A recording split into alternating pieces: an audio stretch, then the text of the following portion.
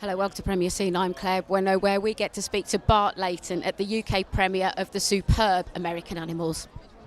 Hello, Bart, Claire. Hi. Very pleased to meet you this evening, and with such a terrific film as well. Thank you. It really is. I mean, I have indeed. I mean, I'm watching it. It feels like fact is often stranger than fiction. You couldn't really make this up, could you? Totally, and actually, loads of people have asked how much of it is made up or fiction, and the truth is not a whole lot. You know, it's part of the thing of it is that it is all true, and I didn't take any kind of wild leaps of kind of exaggeration with it. And but yeah, and as you've seen, you know, the real people are in it as well, which I think changes your connection to both the film and the characters, probably. Oh, yeah, I was going to say, because you're in a unique position, aren't you? Because we do see the what would you call them? The proper people on screen, the real people. Yeah. And so for you, then did you interview them as well? Yeah, absolutely. So yeah. I'm thinking you then have an even better relationship with this film and this story, because actually this is these people's stories, isn't it? Yeah, I mean, I think probably it was the real guy. You know, I thought it was a great story, and you know, and we all love a heist movie, but I think there's something about the fact that it's true and making the audience understand that in a way that you don't really get to see very often, that it's a slightly unconventional way of telling a true story, but hopefully because of it, you as an audience play a lot. You know, you don't get to go off into movie world where the consequences aren't real and it doesn't really affect you. I think in this, you have a pretty, you know, if that were you or I attempting something as misguided as this, you'd probably get a good sense of what that might feel like. I think so as well, and to me as well, watching the film, I mean, obviously the edit is always really, really important, but here the kind of the pacing and the placement of the interviews is so crucial to how we all invest in these people as well, Totally, isn't it? yeah. Really?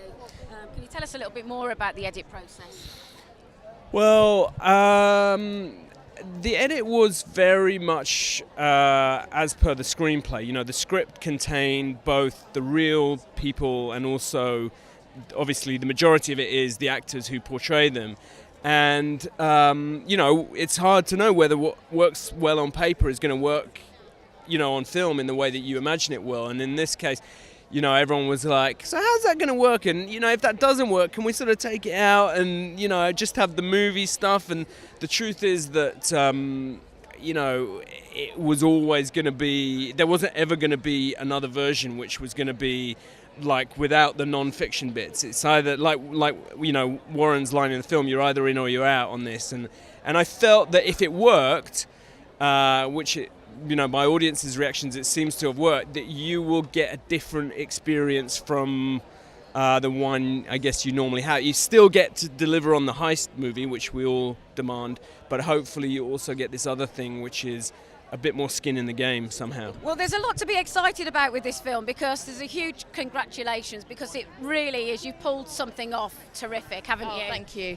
Yeah, I mean, it was a real challenge, and, you know, in lots of different ways, both in terms of the way we made it and how much we were trying to do with the resources that we had. You know, shooting a film in America for a British production company is also a big challenge, but, you know, we knew what we wanted to achieve, and we knew that Bart could pull it off, so we all got behind it, and, you know, as you can see, it was a massive group effort.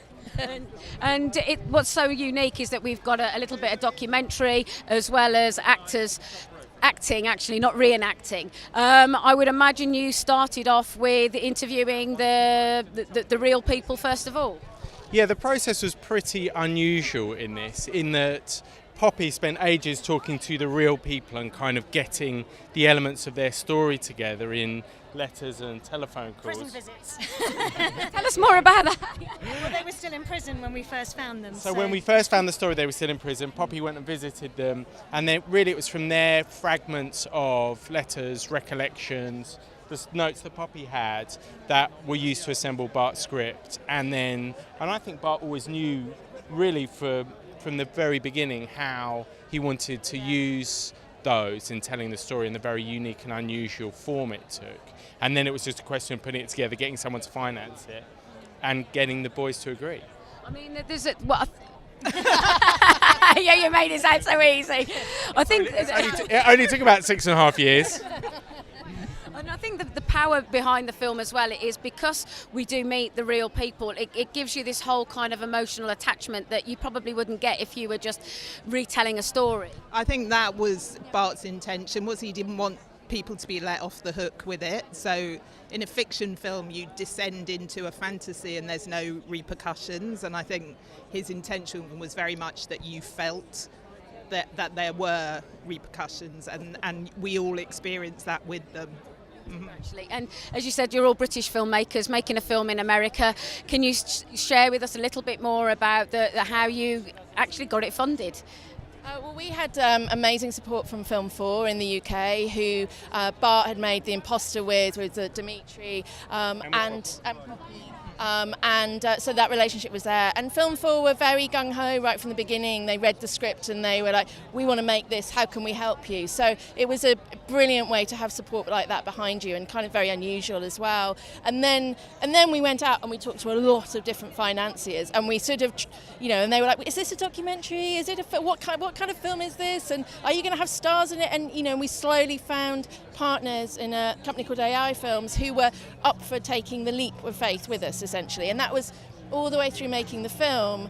That was the sort of most important thing to us. We had to find collaborators who saw it and got it and knew that they were up for the risk of this film, because it's an unusual one and we needed collaborators. And I think, as Katherine says, no one had quite made a film like this before, and so trying to convince people that not only the vision was coherent but we could pull it off and it would work was quite a struggle initially. And you have to kind of say, no, it's not a documentary, but it is a true story. The real people are in it, but they are not the stars of the film.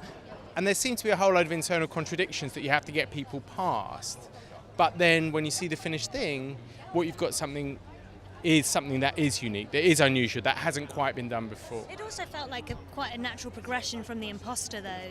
I think people understood that Bart could take that next step from what he did with that, so we felt so.